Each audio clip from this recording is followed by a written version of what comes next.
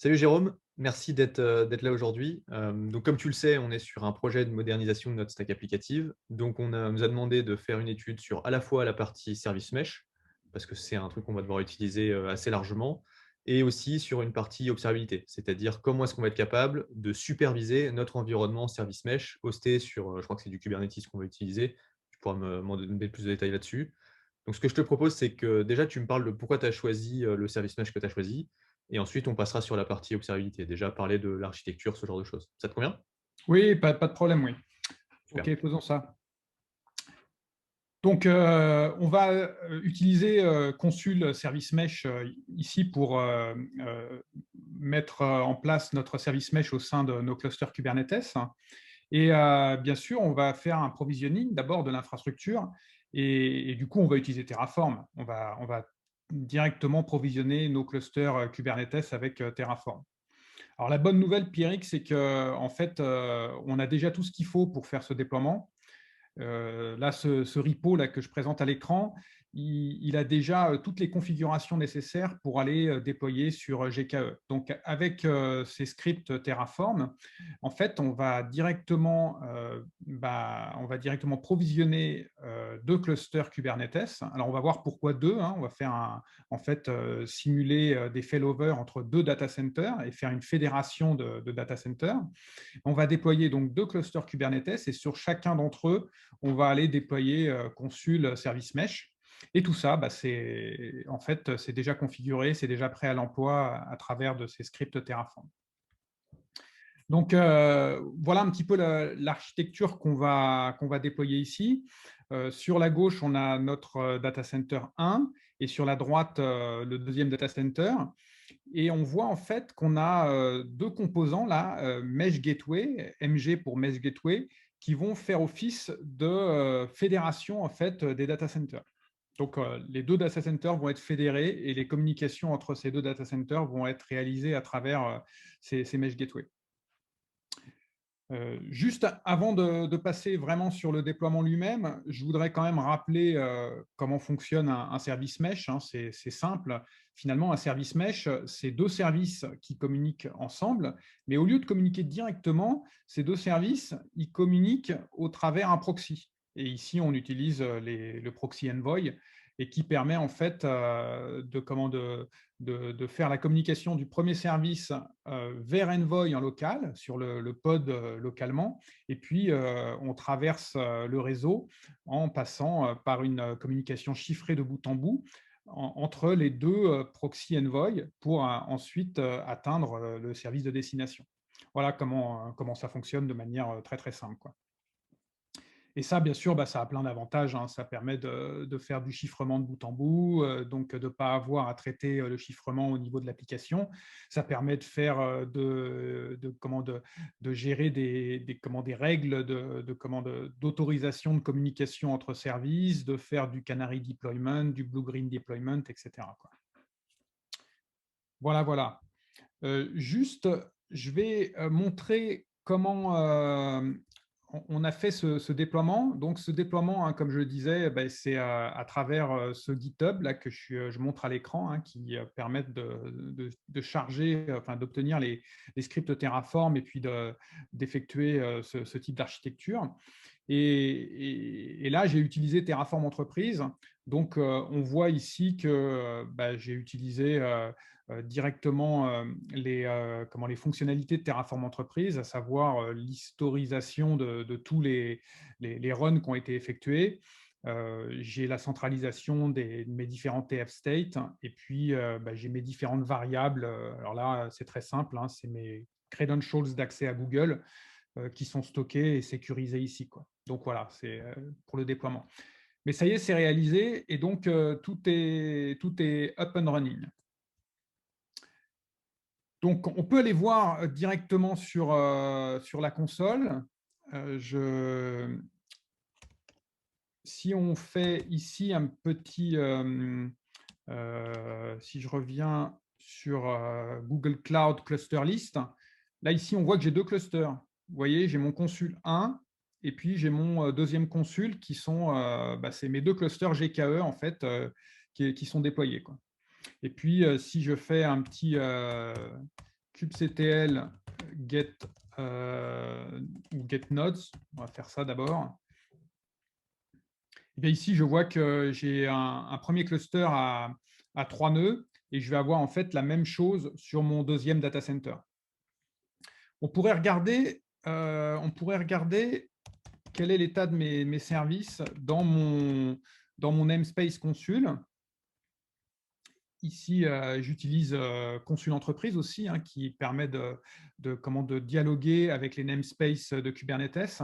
Et donc, là, j'ai un namespace dédié Consul et je vois que j'ai un service, mon interface graphique, en fait, hein, qui est disponible ici et qui est disponible là sur cette adresse IP sur le port 443. Donc, on peut aller voir ça. On peut aller directement voir ça ici.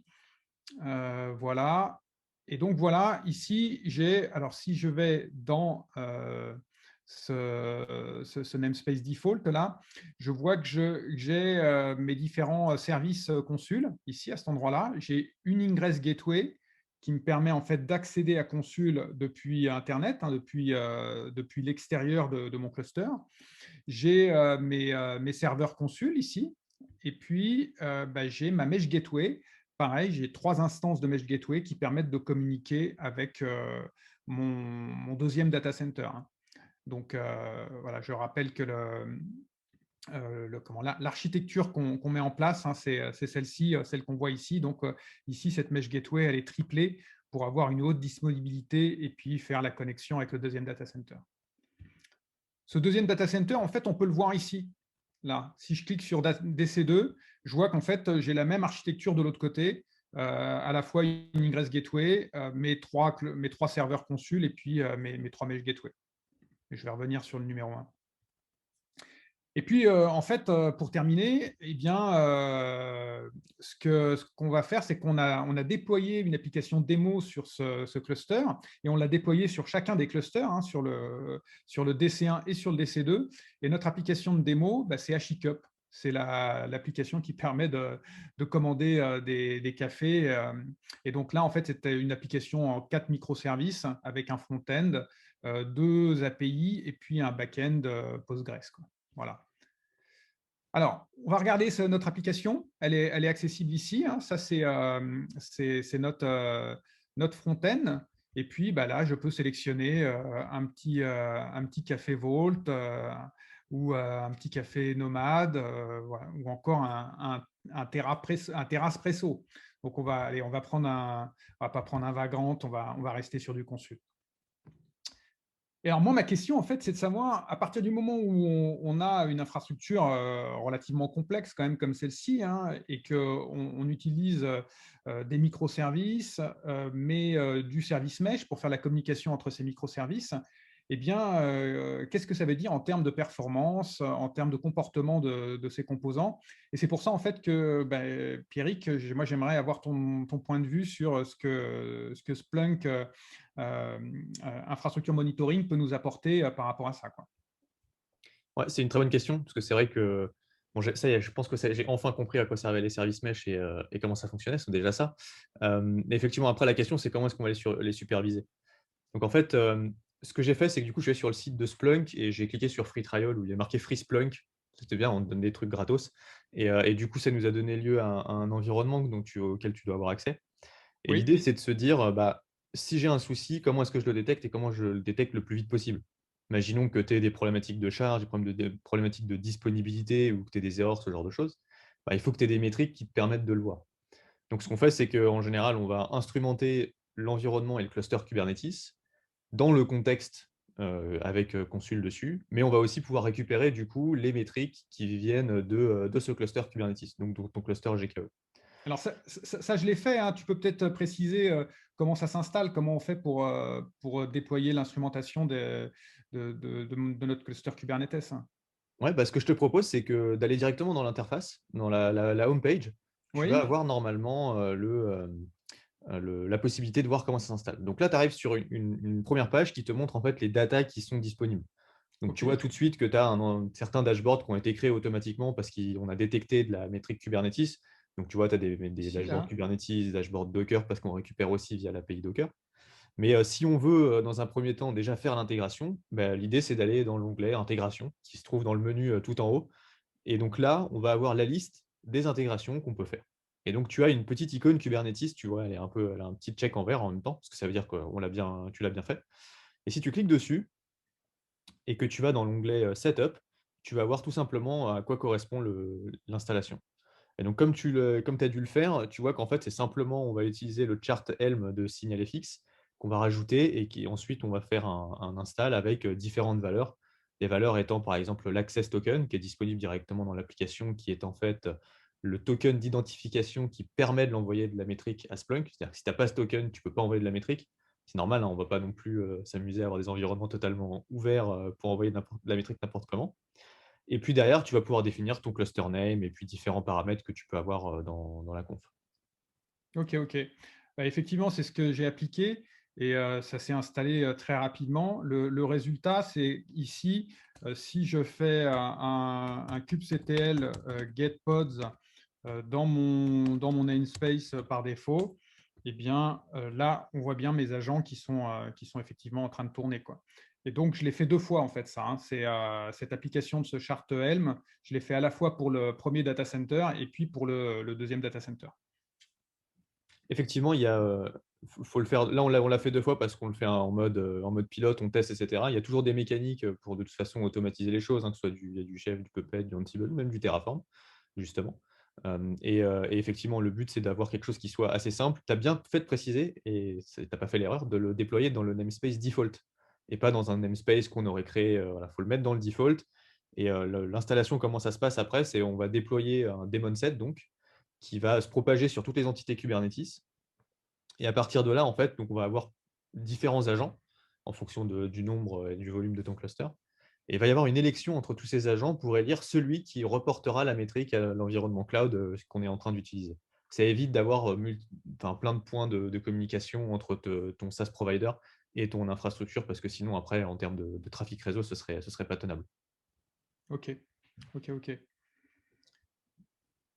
Donc, on peut regarder quelles sont les différentes métriques et les différents dashboards qui nous Ouais. sont mis à disposition? Alors, ce qui est cool, c'est que ce que je te propose, c'est déjà de regarder les différentes métriques. Donc, dans l'onglet Metrics, tu vas avoir la liste des métriques qui sont détectées. Donc, ça permet aussi de voir à quoi ça correspond, ce que tu as, quelles sont les métadonnées qui vont être attachées à chacune des métriques. Donc, tu vois, par exemple, là, tu as la liste des métriques Kubernetes qu'on va récupérer. Et sur la colonne de gauche, tu as en fait les valeurs des différentes propriétés qui sont associées à chacune de ces métriques. Ce qui veut dire que quand tu navigues, tu peux en sélectionner une et tu auras du coup toutes les métriques qui contiennent cette valeur-là. OK, Donc, ça OK, permet OK. de se retrouver facilement. Alors, on en a beaucoup, hein, et alors il me semble que moi, ce que j'avais envie de voir, c'était, quelle était la consommation CPU, de mes sidecars. Parce qu'en fait, ce que j'aimerais, qu'on puisse vérifier, c'est comment se comporte ma solution avec, de la charge en entrée, quoi. Hmm. Si on peut injecter de la charge sur mon application, donc là, bon voilà, là je vais la requêter quelques fois, donc mais ça serait bien d'avoir un injecteur et de regarder quel est l'impact sur cette application. Alors sur l'application elle-même et puis sur les sidecars aussi, hein. Et enfin, si on peut arriver à regarder ça, tu sais, on a configuré 2 data centers parce qu'en fait, avec Consul, je peux être dans une situation de failover. C'est-à-dire que je peux avoir un de mes 4 microservices, hein, dans mes microservices de mon application, qui soit pas up, hein, qui soit pas disponible. Et en fait, je fais un failover sur le 2e data center. Et normalement, si tout se passe bien, eh bien, la chaîne de connexion va traverser les mesh gateways, aller chercher le service manquant dans le 2e data center et normalement, mon application est toujours disponible. Donc ça, on pourrait vérifier que ça fonctionne bien et on pourrait aussi vérifier quel est l'impact au travers des proxys et notamment des mesh gateways, quoi. Ouais, donc ça, donc si tu retournes dans la solution, dans les différents dashboards, tu verras qu'il y a un dashboard custom qui a été créé et qui va reprendre finalement cette partie-là. Donc, OK. tu peux cliquer sur l'onglet dashboard, hein, tu verras, ça reviendra sur la home page qu'on avait tout à l'heure. Et Oui. dedans, tu as dans custom dashboard, tout en bas, tu as écrit consul dashboard. Donc, on peut utiliser celui-là. Euh, le prérequis pour ce genre d'exercice, c'est d'avoir une résolution la plus fine possible. Pourquoi? Parce que tu veux détecter tout de suite. Tu pas vraiment le temps d'attendre des dizaines de minutes de savoir si tu as eu un problème ou pas. Et donc pour faire ça, le mieux, c'est d'avoir une résolution à la seconde. Ça te permet tout de suite de voir si tu as un pic, tu le visualises. Donc là, ce que tu vois, c'est que l'agent, il envoie de la métrique toutes les secondes et donc tu as le point de vue CPU. Alors on a fait CPU dans ce cas-là, mais ça pourrait être autre chose, hein. Ça pourrait mettre, même des métriques complètement custom et tu vas voir tout de suite en fait les augmentations. Donc ça, c'est le dashboard que tu peux faire custom, hein, ça prend 30 secondes à faire. Maintenant, l'idée, c'est effectivement, comme tu dis, d'injecter de la charge pour voir les comportements qu'on va avoir en fonction de ces différents composants. Ok, ok. Bon, bah, ce que je te propose, c'est qu'on mette ça en pratique, hein. Let's go. J'utilise un petit utilitaire sur un serveur quelconque qui va injecter de la charge. Allez, je reviens en ligne de commande. Donc, alors là, sur la fenêtre de droite, je suis sur ma machine injecteur, entre guillemets, et je vais utiliser le petit outil A.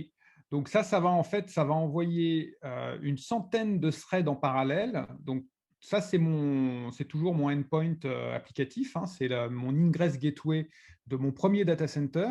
Donc pour tout le monde, hein, pour que les choses soient bien claires, je vais revenir là pour vous montrer, ou alors peut-être ça sera plus lisible ici. Donc ici, on va accéder à notre application par l'intermédiaire de cette Ingress Gateway. Et cette Ingress Gateway, elle va du coup appeler le front-end, qui lui va appeler l'API publique, qui va appeler la Product API et qui va appeler le Postgre. Donc c'est ça qu'on va effectuer là. Donc sans requête en parallèle sur une période de 30 secondes. Donc voilà, ça va aller vite. Allez, c'est parti. Donc, on va voir ce que ça donne directement sur l'interface. Alors, ici, on est sur le pod front-end, hein. Donc, ce pod, en fait, euh, il a trois containers. Il a le container, bien sûr, applicatif, c'est un container Nginx. Et puis, il a le sidecar proxy. Et puis, il a bien sûr le consul lifecycle qui permet de mettre à jour en temps réel le sidecar proxy. Mais là, ça ne fonctionne pas. Ah si, si, tu vois quand même la petite, tu vois, tu as la valeur la courbe violette, où tu vois les Oui, pics en fait cycliques parce qu'il doit traiter un certain nombre de threads en même temps. Et du coup, tu vois les pics, hein, on est quand même passé sur des choses qui sont assez significatives. alors Si tu si te on mets, regarde les choses comme ça. Ah là, oui, tu autant vois. pour moi. C'est ça, alors tu vois, c'est ça qui est intéressant, c'est que quand on regarde des choses à la seconde, comme on est sur une période qui est très très courte, du coup, on n'a pas Oui, forcément la relativité vis-à-vis de ce qu'on voit. Et donc, c'est là où, justement, des fois, prendre un scope qui est un peu plus large, ça te permet de tout de suite voir le pic. Là où si tu étais à la seconde, en fait, tu vois juste ce qui se passe en ce moment. Et donc, c'est intéressant parce que du coup, ça te permet de voir que tu le détectes très vite. Mais derrière, il faut aussi le remettre dans son contexte. OK, on détecte des variations qui sont importantes. Par rapport à la normale, ça correspond à quoi, etc., etc. Donc là, tu vois, le pic, il est assez clair. oui, il est flagrant. On voit bien que sur cette période, donc alors effectivement à peu près 30 secondes, hein, parce que j'imagine que de l'autre côté c'est terminé.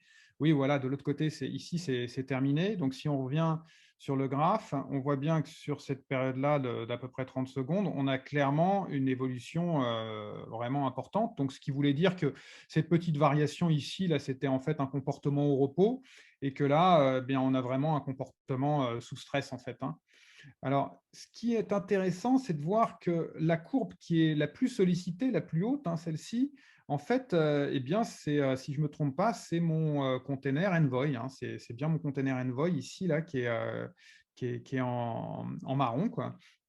Et puis ensuite, si je passe sur cette courbe violette, eh bien là, c'est le container front-end, hein. On voit ici, c'est celui-là, là, le container front-end, qui est sollicité aussi, mais un petit peu moins.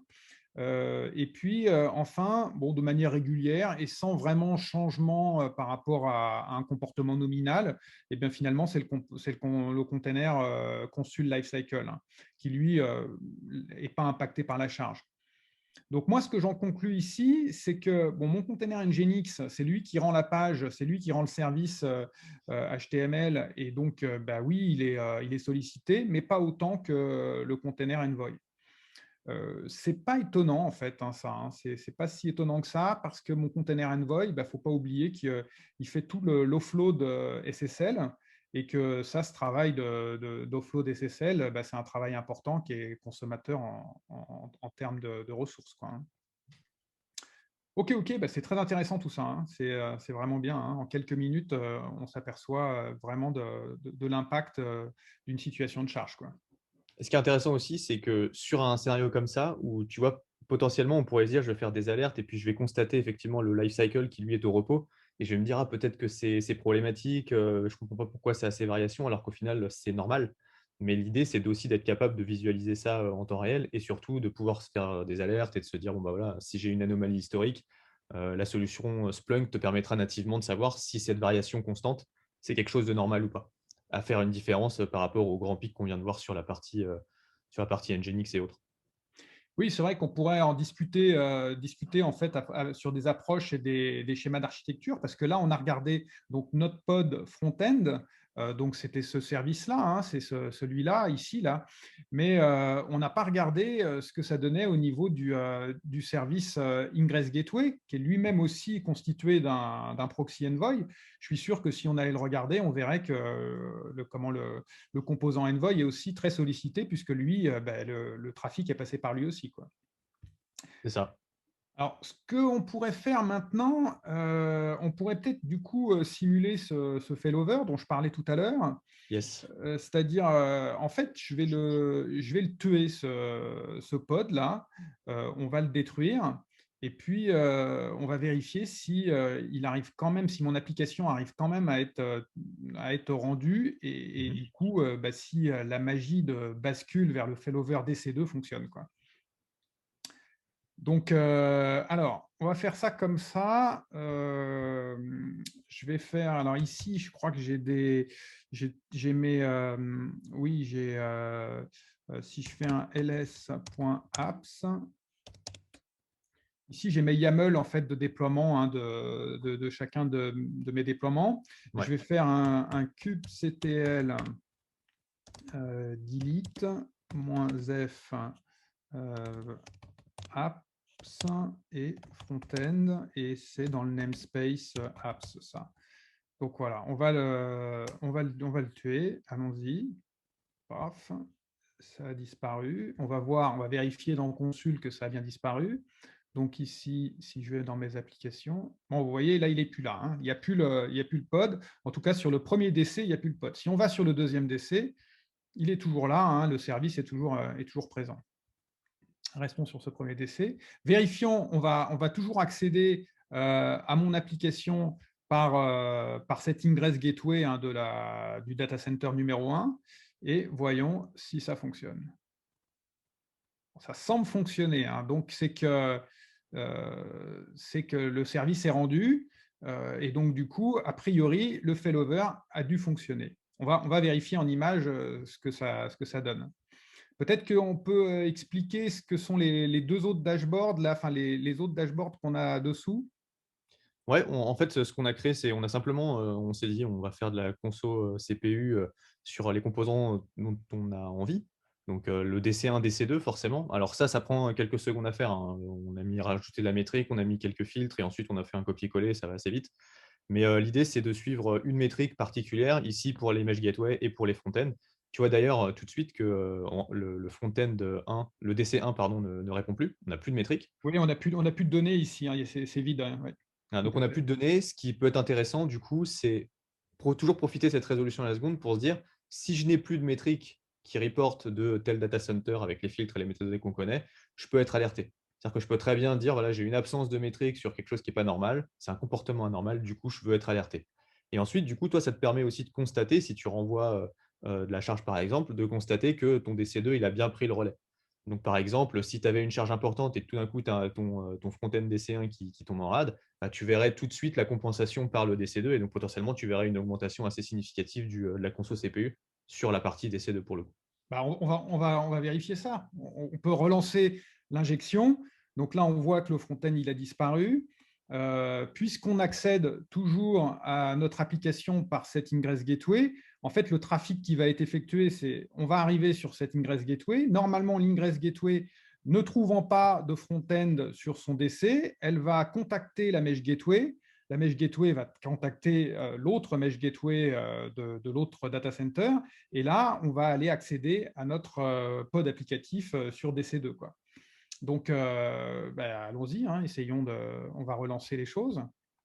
Est-ce que tu peux mettre sur un tout petit peu plus de temps qu'on voit Oui, bien sûr, on peut rallonger un peu, hein, sans souci. Donc, on va mettre 60 secondes si tu veux. Allez, Allons-y. Je passe sur 60 secondes. Hop, c'est parti. Donc, on va vite regarder là comment ça se passe. Faut que donc là, si tu veux, je... tu peux aussi te remettre sur 1 minute et avec une résolution de 1 seconde. Comme ça, tu verras la vue très zoomée. Et ensuite, pareil, on pourra se remettre sur une vue un peu plus, un peu Alors, moins zoomée pour là, avoir l'effet passe volume. minute, là, comme ça. Ouais, très bien. OK. Et là, tu vois, on est bien à la seconde.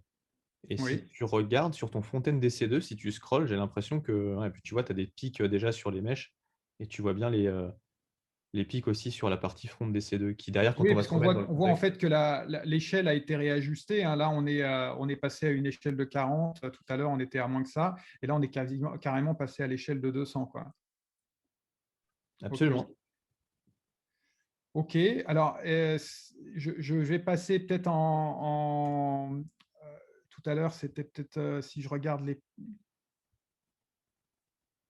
Ah, là, tu vois, c'est assez flagrant ce que tu vois tout de suite, c'est que pareil, tu fais un petit dézoom pour voir le contexte et tu te rends compte qu'à partir du moment où tu l'as lancé, tu vois Ouais, qu'à la ici, fois sur là. la partie Mesh Gateway et sur la partie front DC2, tu as une augmentation qui est quand même assez significative. Donc, encore un truc que tu es censé pouvoir détecter assez vite.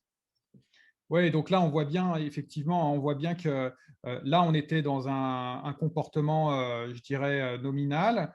Il n'y avait pas de charge. Et puis là, on a commencé à injecter de la charge. On voit que finalement, les mesh gateway, elles se font face, donc elles se comportent de la même manière, hein. J'ai mes 3 mesh gateway qui ont un comportement un peu similaire. Alors après, dans les mesh gateway, on peut les regarder aussi quels sont les containers exactement qui sont lancés.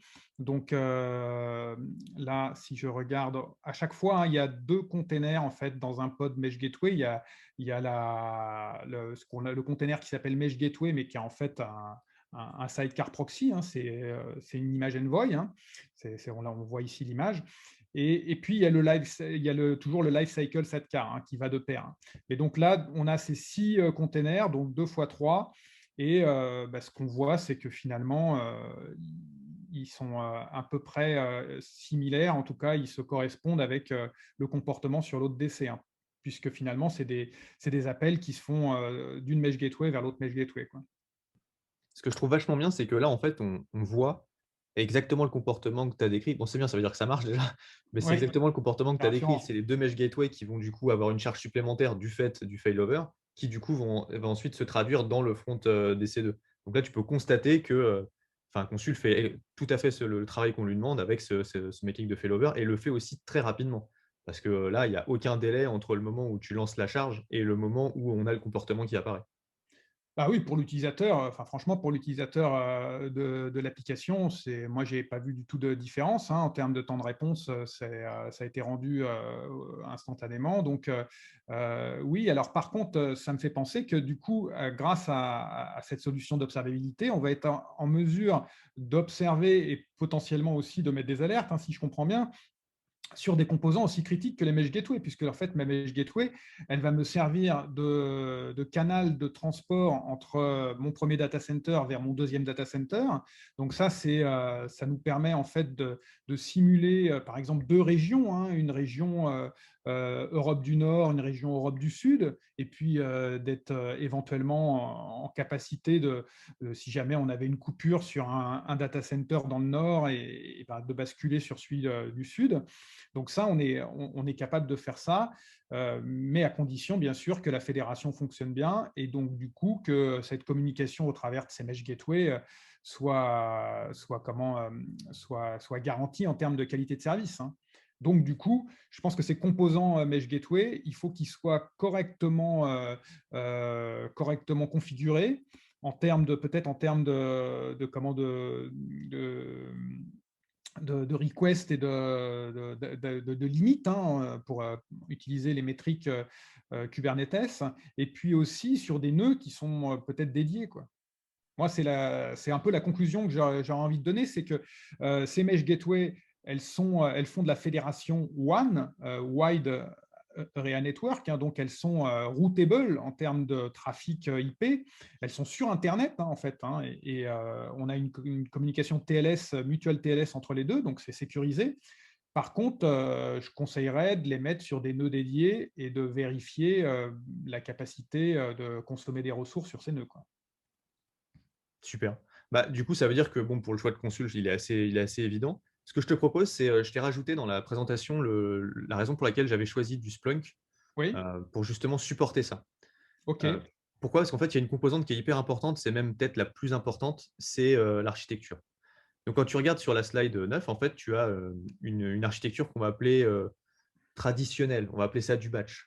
Et très rapidement, en fait, qu'est-ce que ça veut dire? Ça veut dire que quand tu as une solution, on va dire standard, ce qui est à peu près 95 de ce qui existe sur le marché, tu as une grosse base de données, centrale, tu vas faire de l'ingestion de métriques et quand tu as besoin d'avoir une métrique qui soit restituée, tu vas faire une requête dessus. Tu sais, c'est un oui, peu, à l'ancienne, quoi. Le problème, c'est que si tu regardes sur des environnements, bah, justement du service mesh, du Kubernetes ou depuis n'importe quel cloud provider, tu vas avoir une explosion en termes de données, de métadonnées, de tags, on appelle ça comme on veut, qui veut dire que tu vas avoir de plus en plus d'informations à traiter du point de vue de cette seule base, qui va devenir ton point of failure. Je donne un exemple, si tu as 1000 conteneurs et tu veux regarder l'état de santé CPU avec une résolution à la seconde, ce qu'on fait là, sur une période de une semaine, c'est 600 millions de points de données que tu dois gérer.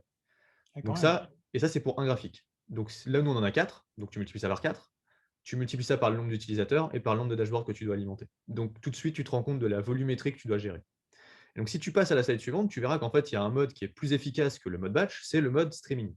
Alors, il faut faire attention parce que streaming ne veut pas forcément dire temps réel. Il faut coupler les deux. Et ce qu'on va faire, c'est que plutôt que de faire 600 millions de points de données en une fois, bah, toutes les secondes, on va traiter 600 000 points de données. Ce qui veut dire que c'est beaucoup plus efficace, beaucoup plus rapide. Et le moment où la métrique est disponible, tu l'as tout de suite sur ton interface. Et ça, c'est fait avec Splunk via l'architecture qui est sur la slide suivante, qui est une architecture donc basée sur du streaming et qui est couplée avec du temps réel. Donc, comment ça marche? Alors, on récupère les métriques de n'importe quelle source. Alors, on peut même utiliser l'API Consul, hein, d'ailleurs, chose qu'on n'a pas faite là parce qu'on s'est basé sur l'API Kubernetes, mais rien ne nous empêche d'aller utiliser les métriques que HashiCorp va exposer directement dans son produit. C'est hyper important de pouvoir les utiliser. Et donc, du coup, on va prendre ces métriques-là, et à partir du moment où elles arrivent dans l'architecture, on va extraire la métadonnée de la time series elle-même.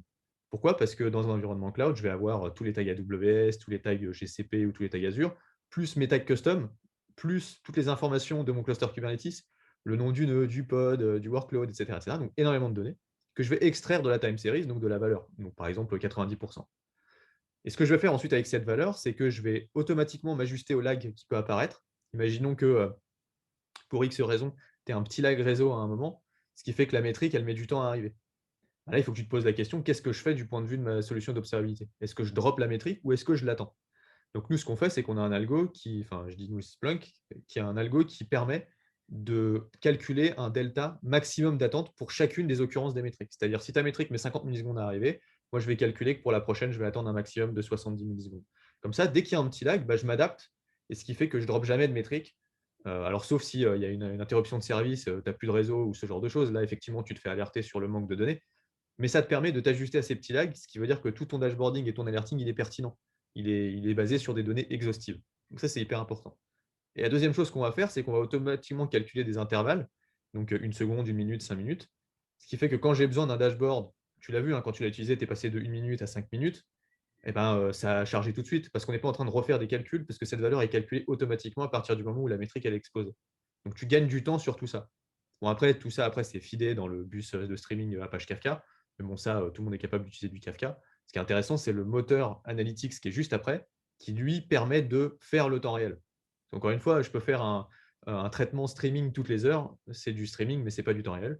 Donc l'idée, c'est d'utiliser toutes ces données, d'utiliser la valeur de Kafka pour ensuite le feed dans un moteur Analytics qui te permet en fait d'avoir toutes ces métriques infra directement. Donc on est sur un temps entre le moment où ton instance elle est disponible et le moment où tu la vois sur ton UI, on est de l'ordre de 1 seconde à 3 secondes quand on est sur des volumétries de type, je sais pas, 200 000 machines par exemple. Mais en règle D'accord. générale, on est à moins de 3 secondes. Et ça, c'est hyper important parce que du coup, forcément, quand tu as des choses aussi performantes que du consul, où tu dois être capable de voir tout de suite s'il y a le moindre problème et donc forcément, il faut avoir quelque chose qui est autant performant sur la partie observabilité pour pouvoir le détecter. Donc c'est pour ça qu'on a fait le choix de Splunk là-dessus. OK, bah, écoute, merci pour ces détails. Effectivement, ça explique un petit peu, comment les choses simples, finalement, derrière, utilisent des mécanismes, qui sont un peu moins simples. Mais j'avoue que la mise en œuvre, a été d'une simplicité, déconcertante. L'installation par le chart Helm était vraiment, très facile. La constitution des dashboards, ça a été aussi super simple. Et puis, bah, voilà, j'espère que vous aussi, vous avez, commencé à imaginer quels pouvaient être les cas d'usage, qui pouvaient s'appliquer à ce type, de solution, hein. Puisque là, on a regardé, quelques points d'entrée, quelques composants, de notre fédération de clusters, mais il y aurait plein d'autres choses à faire. Tu as parlé des métriques consul qu'on aurait pu aussi aller regarder, en plus des métriques Kubernetes. Mais voilà, ça donne déjà, plein d'idées sur, comment, observer et puis être capable de manager ses clusters, de manière, hautement sécurisée et ouais et hautement résiliente, quoi. Merci Jérôme. Merci.